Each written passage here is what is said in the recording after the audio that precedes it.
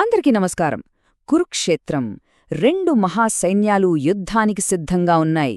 ప్రపంచ చరిత్రలోనే ఒక అద్భుతమైన సంభాషణకు రంగం సిద్ధమైంది. ఇంతకీ ఆ సంభాషణ ఎలా మొదలైంది? ఈరోజు మనం భగవద్గీతలోని మొదటి 5 శ్లోకాన్ని చూద్దాం. ఇవి కేవలం మాటలు కాదండోయ్, రాబోయే మహాజ్ఞానానికి పునాది అనమాట. సరే, మరి ఆ మొదటి మాటల వెనుకున్న అసలు కథేంటో తెలుసుకుందాం రండి.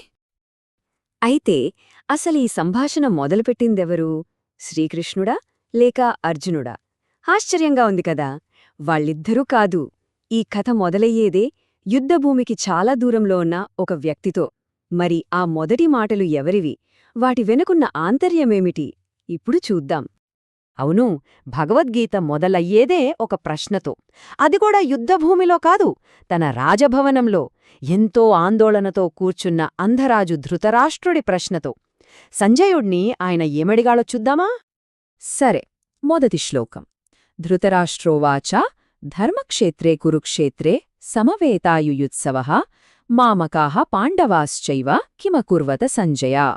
దీని అర్థమేంటంటే, ఓ సంజయ, పుణ్యభూమి అయిన కురుక్షేత్రంలో యుద్ధం చేయాలనే కోరికతో ఒకచోట చేరిన నావాళ్లు పాండుకుమారులు ఏం చేశారు? ఈ ఒక్క శ్లోకంలో ధృతరాష్ట్రుని మనస్తత్వం మొత్తం మనకు తెలిసిపోతుంది. గమనించండి, ఆయన దాన్ని కేవలం కురుక్షేత్రం అనలేదు, ధర్మక్షేత్రం అన్నాడు. ఎందుకలా? ఎందుకంటే ఆ పవిత్ర భూమి ధర్మానికి అండగా నిలుస్తుందని, అది ధర్మపరులైన పాండవులకే మేలు చేస్తుందేమోమని ఆయనలో ఒక రకమైన భయం. ఆ తర్వాత చూడండి, మామకాహ అంటాడు. అంటే నావాళ్లు. పాండవులను పాండవులు అని వేరుగా అంటున్నాడు. అంటే తన కొడుకులు, పాండూ కొడుకులు. ఈ ఒక్క పదంలోనే ఆయన పక్షపాతం, అభద్రత ఎంత స్పష్టంగా ఉన్నాయో కదా. ఆయన అడిగిన ప్రశ్న ఏం చేశారు అన్నది కూడా తన కొడుకుల భవిష్యత్తు గురించే కాని రాజీ కుదిరిందా అని కాదు. ఇప్పుడు కథ యుద్ధభూమికి వెళ్తోంది. వ్యాసుడి కృపతో దివ్యదృష్టి పొందిన సంజయుడు రాజుగారికి అక్కడ ఏం జరుగుతోందో ఉన్నది ఉన్నట్లుగా చెప్పడం మొదలుపెట్టాడు. ఇక రెండో శ్లోకం. సంజయ ఉవాచ దృష్ట్వాతు పాండవానీకం వ్యూఢం దుర్యోధనస్తదా ఆచార్యముపసంగమ్య రాజా వచనమబ్రవీత్. సంజయుడిలా అంటున్నాడు, ఓ రాజా, అప్పుడు పకడ్బందీగా వ్యూహరచన చేసిన పాండవుల సైన్యాన్ని చూసి రాజు దుర్యోధనుడు తన గురువైన ద్రోణాచార్యుని దగ్గరకు వెళ్ళి ఈ మాటలు పలికాడు. సంజయుడు ఇక్కడ చాలా స్పష్టంగా చెప్తున్నాడు, మీ అబ్బాయి దుర్యోధనుడు పాండవుల సైన్యాన్ని, వాళ్ల వ్యూహాన్ని చూడగానే భయపడ్డాడని. కాని ఆ భయాన్ని పైకి కనబడనివ్వకుండా ఒక రాజకీయవేత్తలాగా నేరుగా తన సైన్యాధిపతి అయిన ద్రోణాచార్యుడి దగ్గరికే వెళ్లాడు. అతని చర్యల్లో భయం స్పష్టంగా కనిపిస్తున్నా దాని రాజనీతి అనే ముసుగుతో కప్పే ప్రయత్నం చేశాడన్మాట. సరే, మరి ద్రోణుడి దగ్గరికి వెళ్లిన దుర్యోధనుడు ఏం మాట్లాడాడు? ఆ మాటల్లో అతని భయం, అదే సమయంలో అతని చాకచక్యం ఎలా బయటపడ్డాయో ఇప్పుడు చూద్దాం. మూడో శ్లోకం. పశ్యేతాం పాండపుత్రాణామాచార్య మహతీం చమూం వ్యూఢాం ద్రుపదపుత్రేణ తవ శిష్యేణ ధీమత. దుర్యోధనుడు అంటున్నాడు, ఓ ఆచార్య, పాండుపుత్రుల ఈ గొప్ప సైన్యాన్ని చూడండి. మీ తెలివైన శిష్యుడైన ద్రుపదుని కుమారులు ఎంత చాకచక్యంగా ఈ వ్యూహాన్ని పన్నడో చూడండి. ఇక్కడ దుర్యోధనుడి మాటల్లోని చతురత చూడండి. అతను ఊరికే సైన్యాన్ని చూపించట్లేదు, తవ శిష్యేణ అంటున్నాడు.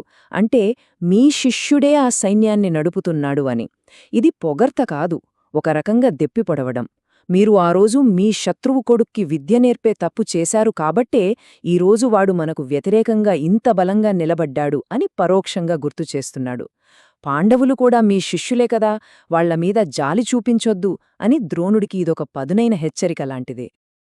4వ శ్లోకం. అత్ర శూరా మహేశ్వాసా భీమార్జునసమా యుధి యుయుధానో విరాటశ్చ ద్రుపదశ్చ మహారథః.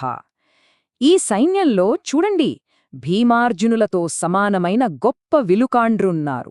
యుయుధానుడు, విరాటుడు, ఇంకా మహారథుడైన ద్రుపదుడు కూడా ఉన్నారు. 5వ శ్లోకం. దృష్టకేతుశ్చేకితానః కాశీరాజశ్చ వీర్యవాన్ పురుజిత్ కుంతిభోజశ్చ శైభ్యశ్చ నరపుంగవః. అంతేకాదు, దృష్టకేతువు, చేకితానుడు, పరాక్రమవంతుడైన కాశీరాజు, పురుజిత్తు, కుంతిభోజుడు ఇంకా నరశ్రేష్ఠుడైన శైభ్యుడు, ఇలా ఎందరో వీరులున్నారు. దుర్యోధనుడు ఈ యోధులందరి పేర్లు చెప్పుతూ వాళ్లంతా భీమార్జునులతో సమానమంటున్నాడు. ఇది పాండవ సైన్యం ఎంత బలంగా ఉందో, చూసి తనలో ఎంత భయముందో చెప్పకనే చెబుతోంది.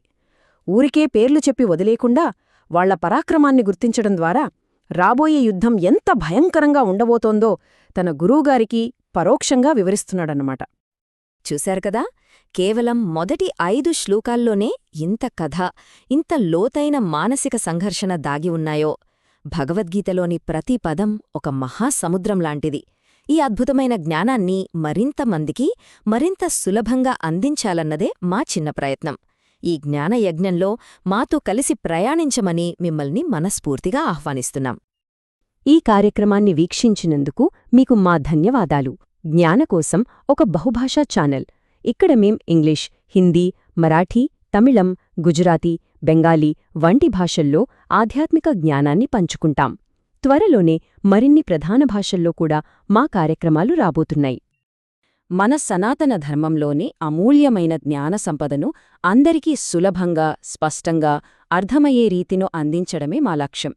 మా ఛానల్లో శ్రీమద్భాగవతం, భగవద్గీత, మహాభారతం, లలితా సహస్రనామం, దైవతీన్ కురళ్, మహారాష్ట్ర, బెంగాల్, సాధువుల చరిత్ర, అలాగే ఆదిశంకరుల దివ్య అవతార కథలపై రోజు వీడియోలు ఉంటాయి.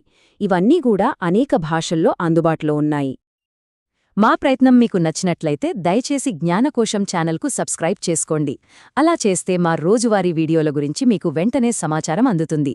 ఈ దివ్యమైన జ్ఞానాన్ని మీ కుటుంబ సభ్యులతో, స్నేహితులతో పంచుకోవడం, అలాగే లైక్, షేర్ చేయడం మర్చిపోవద్దు. మనమందరం కలిసి ఈ సనాతన ధర్మ జ్యోతిని మరింత ప్రకాశవంతంగా వెలిగిద్దాం. మళ్ళీ కలుద్దాం.